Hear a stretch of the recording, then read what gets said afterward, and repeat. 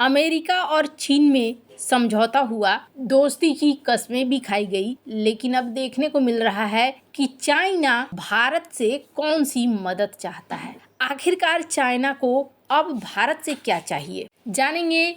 भारत के पास ऐसा क्या है जिसको अमेरिका या चाइना दोनों मिलकर भी तबाह नहीं कर सकते हैं, बर्बाद नहीं कर सकते हैं, या भारत के ग्रोथ को रोक नहीं सकते हैं। जियोपॉलिटिक्स में बहुत कुछ चल रहा है, हमेशा की तरह जानने को मिलेगा बहुत कुछ। आइए जानते हैं इन खबरों को विस्तार से। ये जो पूरा तामझाम आपने देखा, जिसमें डोनाल्ड ट्रंप और शी जिनपिंग मुलाकात के बाद एक घोषणा हो गई कि हाँ भाई, हम दोनों एक दूसरे के दोस्त हो गए, अब हम दोस्ती दोस्ती खेलेंगे। और अमेरिका की तरफ से जारी भी कर दिया गया कि किन किन चीज़ों में हमने छूट दिया है, हमने टैरिफ को कुछ हद तक घटाया है, इसके अलावे अब आप रेयर अर्थ मटेरियल को हमें दो, ये सारी चीज़ें डील हुई। लेकिन इस पे न तो चाइना का प्रॉब्लम परमानेंटली हल हुआ और न ही अमेरिका का प्रॉब्लम। अभी अगर तुरंत की बात करें तो तुरंत में क्या हुआ, सोयाबीन खरीदने से थोड़ी राहत तो जरूर मिलेगी, लेकिन फसल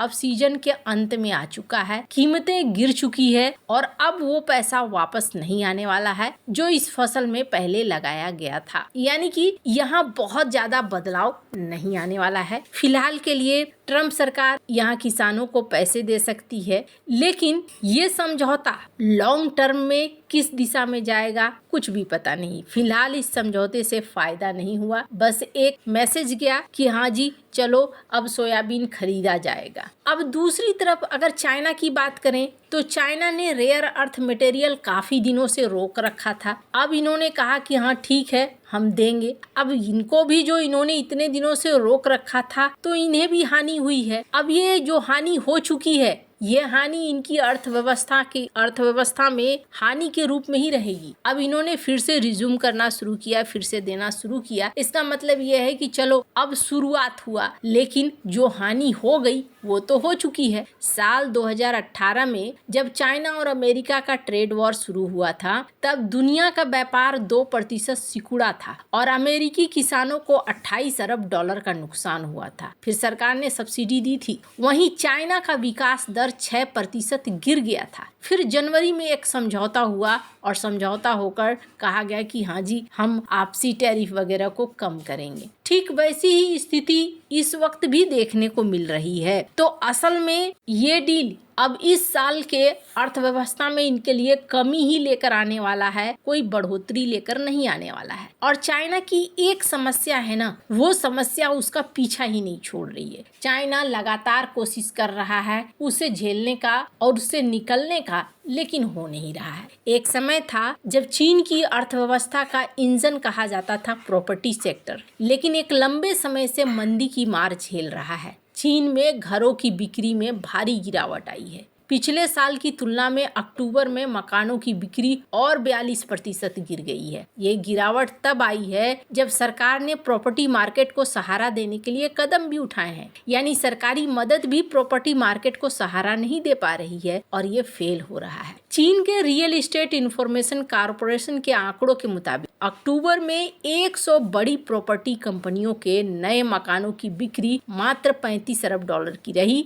जो पिछले साल के मुकाबले 41.9% कम है। बार बार ऐसा हो रहा है, क्यों हो रहा है? इसके पीछे कई सारे कारण हैं। इनके यहाँ भी नौकरी का बाजार कमजोर है, लोग अब मकान खरीदने से कतरा रहे हैं और ये संकट ना और ज्यादा बढ़ेगा। क्यों बढ़ेगा? तो आपको बता दूं, ये संकट इसलिए बढ़ेगा, इनकी जनसंख्या अब हो रही है कम और यंग लोगों की जनसंख्या और ज्यादा कम हो रही है। इसका प्रभाव पड़ेगा प्रॉपर्टी सेक्टर में। आप अक्सर देशों को देखते हैं जो अपने ही देश के लोगों को प्रॉपर्टी खरीदने के लिए प्रोत्साहित करते हैं। कोई बाहरी आकर तो प्रॉपर्टी खरीदेगा नहीं। ऐसे में ये जो नुकसान है, ये नुकसान चाइना के लिए लंबे टर्म तक का है। अब रियल एस्टेट की जगह चाइना अपने आप को शिफ्ट करना चाहता है दूसरी जगहों पर। अमेरिका और चाइना के बीच जो ये समझौता हुआ है, इसका मतलब ये नहीं है कि भारत की अपनी ताकत कमजोर हो गई है। भारत के पास एक ऐसी ताकत है जिसकी वजह से चाइना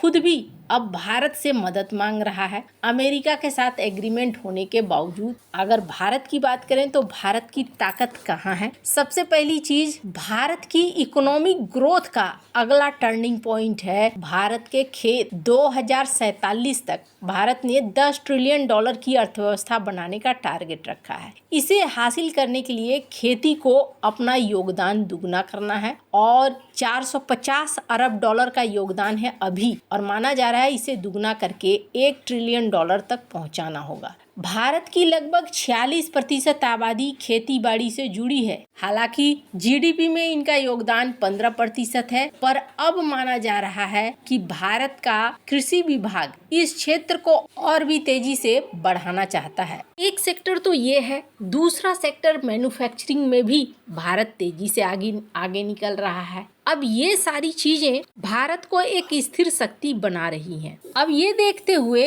स्क्रीन पर एक आर्टिकल देख सकते हैं, ग्लोबल टाइम्स का ये आर्टिकल है।